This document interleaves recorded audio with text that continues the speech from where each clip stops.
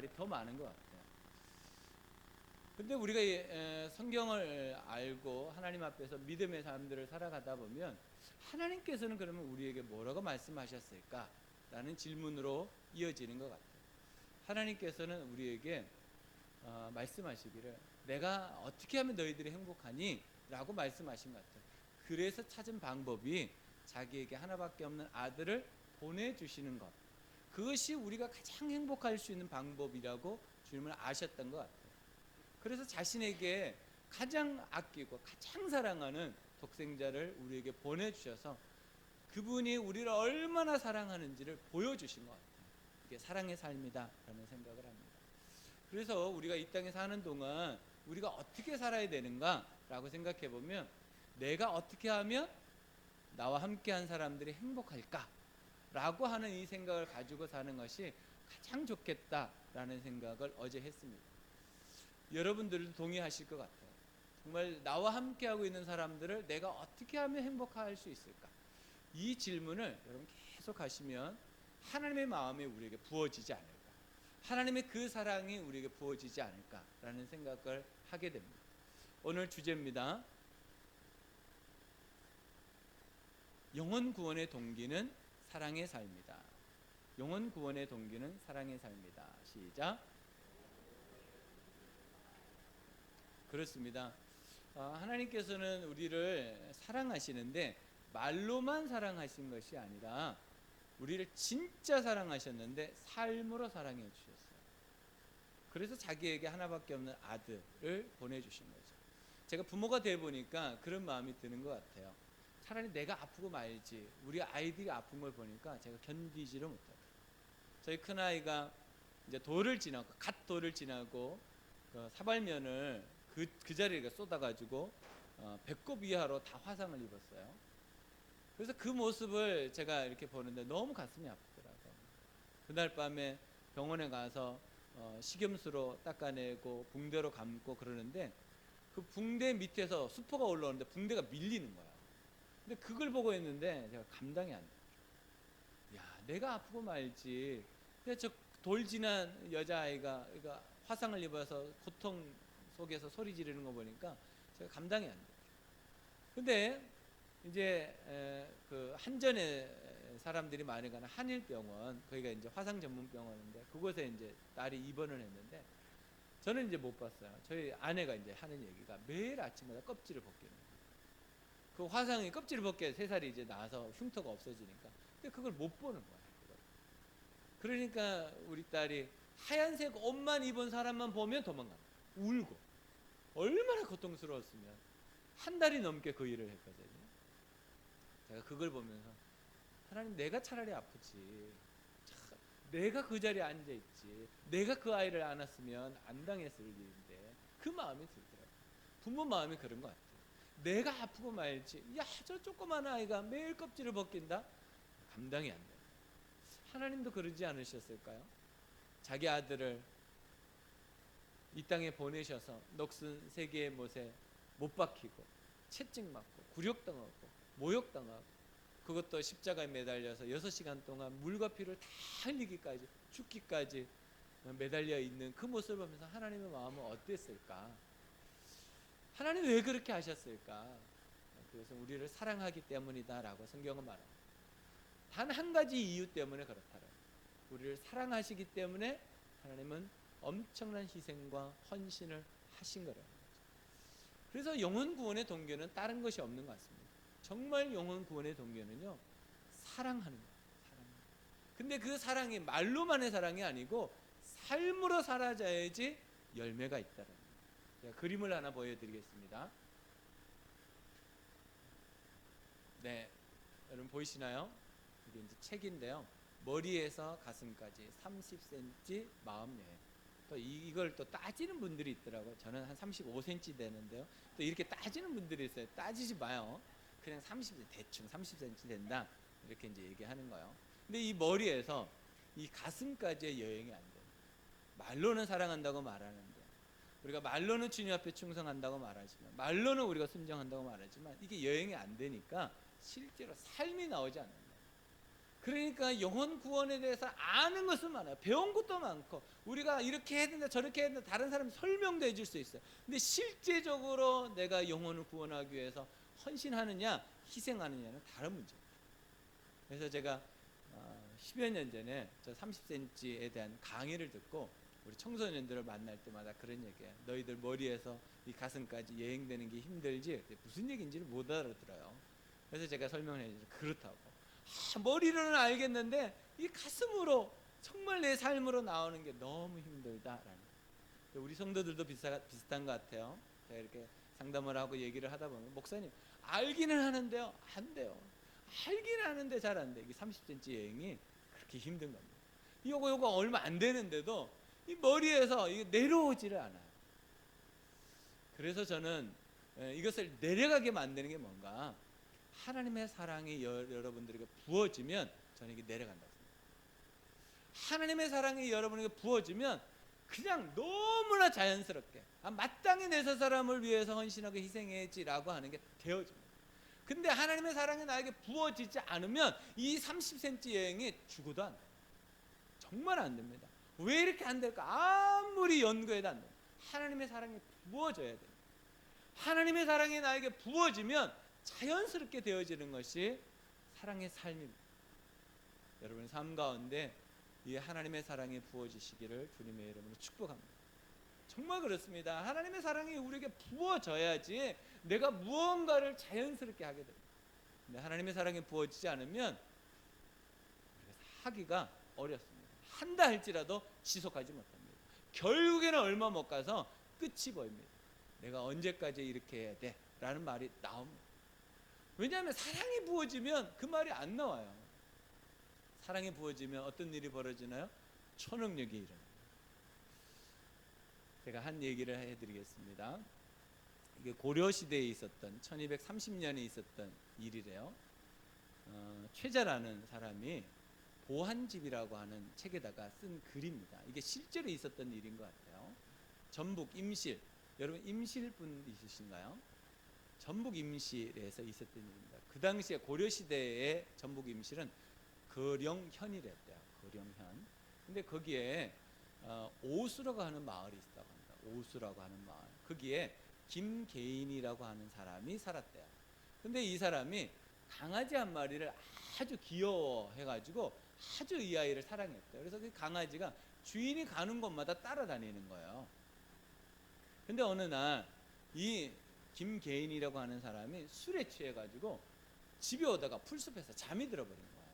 근데 마침 그 숲에서 불이 났네요. 그래가지고 이 강아지가 펄쩍펄쩍 뛰고 물고 소리 지르도 이게 고주망태가 돼가지고 깨어나지를 못하는 거예요. 이 강아지가 가만히 보니까 앞에 개울이 있는 거예요. 개울에 가서 자기 몸에다가 물을 막 묻히는 거예요. 그래가지고 주인이 누워있는 그 주변을 계속 물을 묻히는 거예요. 그랬더니 그 강아지는 타 죽고 그 주인은 살아난 거예요. 이 얘기를 보한집이라는 책에다가 기록해놨어요. 이런 비슷한 얘기가 굉장히 많이 있죠. 저는 그것을 보면서 야, 이 강아지에게 사랑을 주었더니 목숨을 걸더라고요. 아니 여러분 강아지를 딱 구입할 때 난 널 사랑할까 죽어도 널 사랑할까 그런 마음을 가지고 하시는 분들이 몇 분이나 되실까? 그냥 좋아하고 그냥 사랑하고 아픈 병원 데려가고 어느 정도의 제한이 있는 것 같아요. 근데 강아지는요 그 사랑이 자기가 죽을 줄도 모르는 그런 희생의 삶을 살더라고요. 우리가 하나님 앞에서 살아갈 때 그렇게 살 수 있거든요. 근데 언제 그렇게 되냐면 하나님의 사랑이 나에게 부어질 때 가는 거예요. 왕년에 하나님이 나를 사랑하셨지. 왕년에 내가 하나님을 위해서 이렇게 살았지. 우리는 왕년이 많아요. 왕년이 많은데 지금도 주님을 사랑하고 지금도 주님 앞에 살아야 되는데 우리는 왕년이 너무 많아. 예전에 제가요 청년회장도 했어요. 국도 못 끓여 먹어요. 제가 예전에 여전도 회장을 했어요. 예전에 한 거 축하합니다. 그러나 지금이 중요해요. 지금 내가 주님 앞에 그런 삶을 살고 있느냐? 그건 다른 문제. 그래서 여러분 계속 여러분들이 기도해야 될 제목이 뭐냐면 하나님 저에게 하나님의 사랑을 부어 주시옵소서. 그래야지 내가 사랑하는 것이 자연스러워요. 그래야지 내가 누군가를 위해서 헌신하는 게 행복해요. 그래야지 내가 누군가를 섬기고 세우는 일들이요 기뻐요. 그러지 않으면요, 어휴, 내가 언제까지 내가 저 사람을 저렇게 섬겨야 돼, 그 말이 꼭 나와요. 그건 슬픈 일이에요. 그래서 예수 그리스도를 믿는 사람이다, 그리스도인이다 라고 했을 때 특징이 뭐냐? 변화예요. 변화. 예수를 믿는 사람은요, 누군가를 변화시킬 수 있는 사람이어야 됩니다. 누군가를 변화시키지 못하는 사람은요, 자기가 변화되지 않은 거예요. 오늘 우리 방 집사님의 간증을 잘 해주셨잖아요. 내가 누군가를 섬길 때 하나님의 복이 나에게 임하는데 내가 변화되는 거예요. 그게 복이다. 여러분, 예수 그리스도를 믿는 사람에게 있어서 가장 큰 복이 뭐냐면 내가 변화돼요. 내가 변화되면 그 변화를 다른 사람들에게 전달할 수 있습니다. 근데 내가 변화되지 않으면 다른 사람에게 변화를 말만 합니다. 뭐가 안 돼요? 이 30cm 여행이 안 돼요. 우리는 그렇게 살아갈 수밖에 없는 연약함이 있습니다. 그러니까 우리가 기도하는 거야. 하나님, 저에게 사랑을 부어 주시옵소서. 그래야지 내가 누군가를 사랑할 수 있는 존재예요. 우리는 하나님의 사랑이 부어지지 않으면요, 우리가 누군가를 사랑한다는 건요 불가능해요. 여러분 사랑해 보셨잖아요. 연인의 사랑 해보셨잖아요. 근데 결혼해서 그 사랑이 있나요? 있는 분도 있어요. 있는 분도 있는데 그 사랑을 유지하기가 쉽진 않다. 그런데 하나님의 사랑이 부어지면 그 사랑이요 더 큰 사랑으로, 더 깊은 사랑으로, 놀라운 사랑으로 드러나게 된다는 거예요. 여러분, 하나님의 사랑이 여러분에게 부어지시기를 주님의 이름으로 축복합니다. 정말 하나님의 사랑이 우리에게 부어지면 우리는 그 삶을 살 수 있다는 거예요. 그런데 문제는 왜 하나님의 사랑이 나에게 이렇게 안 부어질까? 이유는 단 한 가지. 내가 이전에 가졌던 습관들을 버리지 않기 때문에, 내가 이전에 가졌던 내 결단들을 포기하지 않기 때문에, 내가 가지고 있었던 그 삶을 내려놓지 않기 때문에, 그러니까 하나님 앞에서의 그 삶을, 다른 사람을 변화시키거나 내가 변화되거나 하나님의 사랑의 삶을 못 사는 것이다. 근데 이 얘기가 에베소서 2장에 기록되어 있다. 한번 보겠습니다. 에베소서 2장 1절부터 5절입니다. 여러분도 전에는 허물과 죄로 죽었던 사람들입니다. 그때 여러분은 허물과 죄 가운데서 이 세상의 풍조를 따라 살고 공중의 권세를 잡은 통치자, 곧 지금 불순종의 자식들 가운데서 작용하는 영을 따라 살았습니다. 다음, 우리도 모두 전에는 그들 가운데서 육신의 정욕대로 살고 육신과 마음이 원하는 대로 행했으며 나머지 사람들과 마찬가지로 날 때부터 진노의 자식이었습니다. 어떻게 했다고요? 우리가 이렇게 살아요. 그런데 이것을 끊어내지는 못해요. 이게 쉽지 않습니다. 이전에 내가 살았던 그 습관이요, 예수를 믿고도 나를 주장해요. 그 영향력 가운데입니다. 이전에 내가 썼던 그 용어도, 내가 가끔씩 우리 성도들 보면 예전에 욕 잘하신 분들 있잖아요. 여전히 욕 잘하시더라고요. 아, 진짜 대단해요. 예전에 내가 다른 사람들한테 원한을 품는 걸 잘하시는 분들은 여전히 적대감을 드러내시죠. 예수를 믿고도, 예수님이 나의 구주 주인이라고 말하면서도 여전히 우리가 진노의 자식처럼 살아요.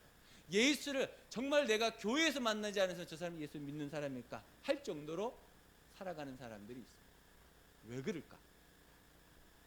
우리의 정체성이 예수 그리스도로 인하여서 변화됐다라고 하는 이 사실을 우리가 완전히 받아들이잖아요. 그리고 이전의 영향력 가운데 계속 사는 거예요.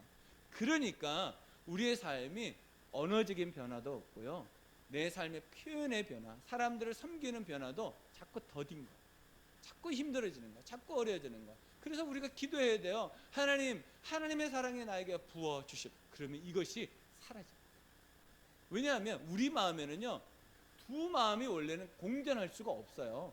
마음 하나가 공존하거든요. 두 마음이 있으면 그걸 뭐라 그러냐? 갈등이라고. 왜 우리가 번민하고 힘들어하고 어려워합니까? 두 마음이 있기 때문에. 두 마음이 있으면 안 되는데 두 마음이 있으니까 힘든 거예요. 예수를 믿으면서 여전히 힘든 거예요. 근데 하나님께서는 우리에게 한 마음을 가지라고 말씀하시거든요. 한 마음이 있어야 돼요. 그 마음은 하나님의 사랑이 나에게 부어져야지만 가능해요. 그러지 않으면 이전에 내가 살았던 삶을 여전히 우리는 유지하려고 하는 노력들을 합니다. 그럼 한번 생각해 보십시오. 여러분은 한번 돌아보십시오. 이전에 내가 살았던 삶을 우리도 모르게 자꾸 유지하려고 해요. 그것을 내려놔야 돼요. 근데 그거 내려놓는 게 우리 힘으로 안 된단 말이에요. 그러니까 하나님의 사랑이 나에게 부어지면 그것이 자연스럽게 되어진다. 그 다음입니다. 그러나 시작. 그러나 하나님은 자비가 넘치는 분이셔서 우리를 사랑하신 그 큰 사랑으로 말미암아 범죄로 죽은 우리를 그리스도와 함께 살려주셨습니다. 여러분은 은혜로 구원을 얻었습니다. 그러니까 우리가 이전의 삶에서 벗어날 수 있는 길은 뭐냐면 그 크신 하나님의 사랑밖에 없어요. 그 크신 하나님의 사랑이 우리에게 부어져야지 우리는 변화되고 하나님 앞에서 온전한 삶, 정말 저 사람을 행복해 해주기 위해서 내가 어떻게 할까? 이 말이 나와요. 정말 우리 가족들을 내가 행복하게 해주기 위해서 내가 어떻게 할까? 이 말이 나오는 거예요. 우리 모건들을 내가 어떻게 하면 행복하게 해줄까? 이 말이 나오는 거예요. 하나님의 그 큰 사랑이 부어지지 않으면 우리는 그게 안 돼요. 왜 안 될까? 왜 사랑하는데 안 될까? 이유가 거기에 있어요. 하나님의 사랑이 나에게 부어지지 않으면 우리는요 사랑할 수 없는 존재예요. 왜요? 우리가 진노의 자식으로 살았기 때문에 그 습관이 아직도 우리가 그대로 남아있으니까. 옛사람이 많이 들어보셨죠? 견고한 진이 우리 안에 여전히 남아있으니까 하나님 안에서 우리가 산다는 것이 불가능합니다. 그러니까 우리가 해야 될 일은 주님 저에게 하나님의 사랑을 부어 주시옵소서. 그래야지 내가 누군가를요 사랑할 수 있어요. 그러지 않으면 우리가 사랑하기란 정말 불가능합니다. 그래서 사랑해놓고 어떻게 하나요? 내가 어떻게 했는데, 내가 지금까지 너한테 어떻게 했는데, 이 말이 나와요. 여러분 써보셨나요? 저는 많이 써봤는데 마음으로 할 때가 많아요. 우리 자식들한테 내가 너희들을 어떻게 키웠는데 놈씩 그런 게 있어요. 근데 가만히 생각하면 하나님은 저한테 한 번도 그런 얘기를 안 하시더라고요. 하나님은 저한테 내가 너를 어떻게 사랑했는데, 내가 어떻게 너를 살렸는데, 그 말씀을 한 번도 안 하셔요. 근데 저는 그 말을 하고 있는 거예요. 왜 그럴까요? 변화되지 않아요. 하나님의 사랑에 대해서 아직까지 이 30cm 여행이 안 되고 있어요. 여러분 정말 여러분 삶 속에 이 30cm 여행이 잘 되어지기를 주님의 이름으로 축복합니다. 그렇다면 우리가 정말 이 사랑의 삶을 살기 위해서 어떻게 해야 되는가? 저는 두 가지가 꼭 필요하다고 생각합니다. 첫 번째는 사랑의 삶은 살리는 삶입니다. 사랑의 삶은 살리는 삶입니다. 시작. 사랑의 삶은 살리는 삶입니다. 16절로 17절입니다. 하나님의 세상을 이처럼 사랑하사 독생자를 주셨으니 이는 그를 믿는 자마다 멸망하지 않고 영생을 얻게 하려 하심이라. 하나님이 그 아들을 세상에 보내신 것은 세상을 심판하려 하심이 아니요 그로 말미암아 세상이 구원을 받게 하려 하심이라. 하나님께서 예수 그리스도 이 땅에 보내신 것은 무엇 때문에? 우리를 살리고 우리를 구원하시려고 보내셨어요. 하나님의 목적이 너무나 분명해요. 믿는 자의 목표, 그것은 사랑하여 영혼 구원하는 거야. 그게 하나님의 목표예요. 우리가 이 땅에서 누군가를 섬기고 사랑하고 세워주는 일들을 하는 것은 뭐냐면 살리려고 하는 거야. 여러분 살리려고 여러분 삶 속에 놀란 일들을 하셔야 돼요. 열심히 섬겨놓고 죽이면 안 되잖아요. 열심히 주님 앞에서 살아가면서 결국 내가 죽는 일을 하면 안 되잖아요. 그러니까 우리는 살리는 삶을 선택해야 돼요. 살리는 삶. 근데 살리는 삶을 하려면 세 가지가 필요해요. 세 가지. 살리는 삶을 하기 위해서요, 이거는 언제나 누구나, 이거는 국가 민족 아무 관계없이 누구에게나 살리는 삶을 살려면 이 세 가지가 필요해요. 그게 뭐냐면 손해를 보는 건데 마음을 손해봐. 마음을 손해보지 않고 내가 누군가를 살린다? 불가능합니다. 여러분 한번 생각해 보십시오. 가까운 내 자녀들, 내 자녀들을 섬기는데 마음을 손해보지 않는다? 마음을 손해보지 않고 어떻게 자녀를 키웁니까?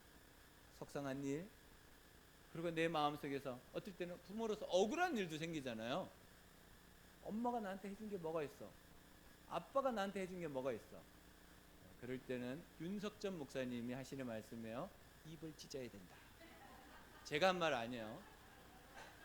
그렇게 말씀하시더라고요.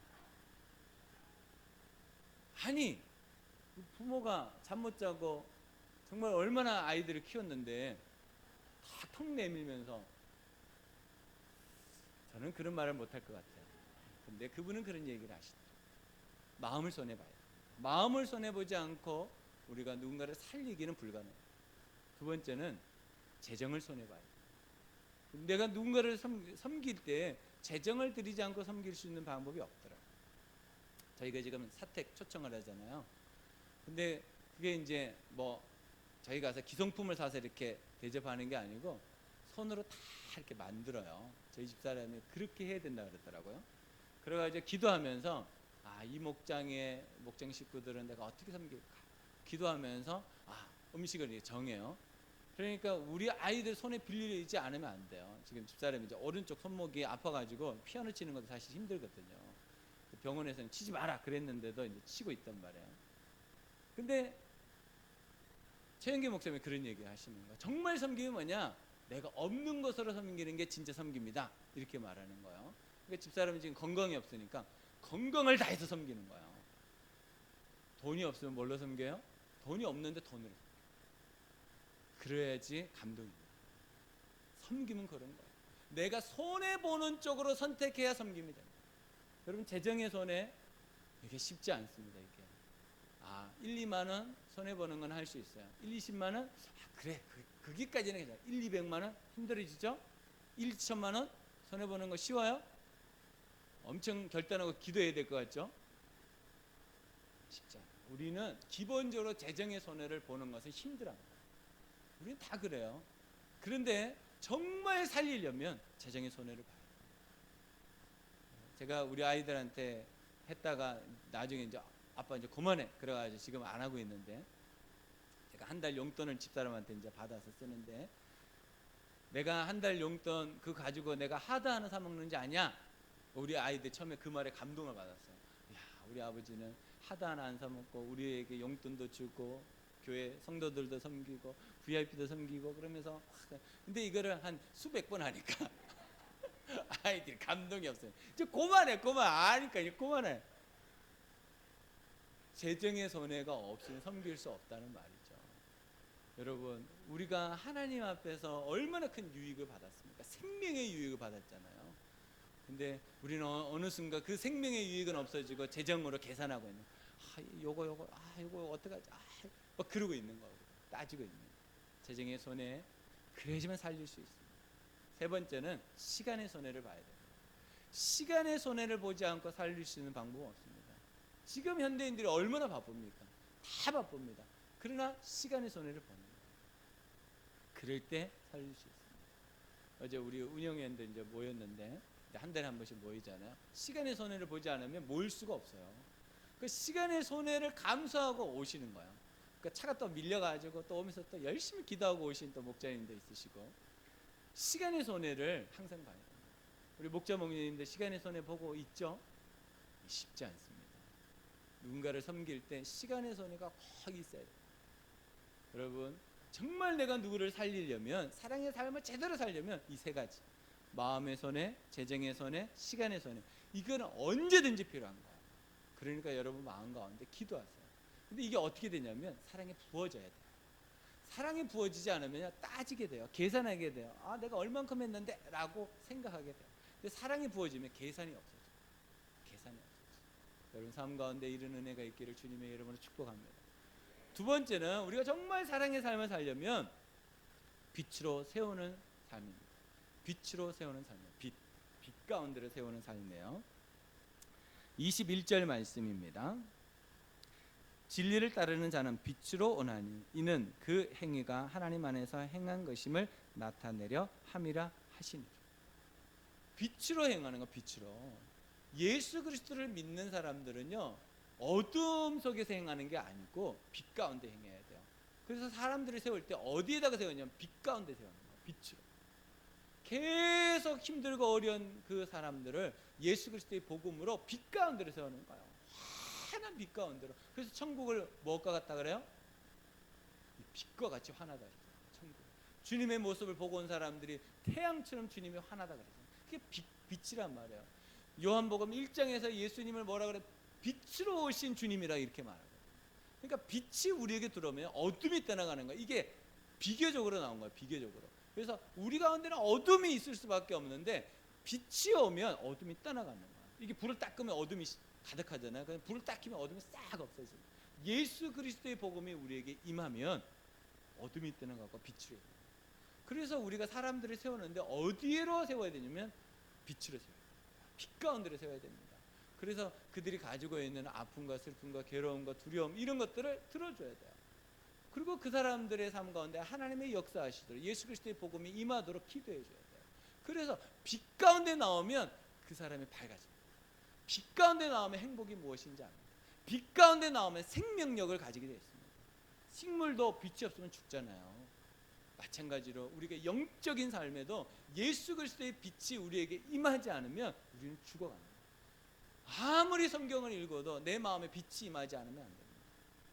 그래서 우리가 누군가를 섬길 때는 그 삶 속에 빛이 임하도록 기도하셔야 돼요.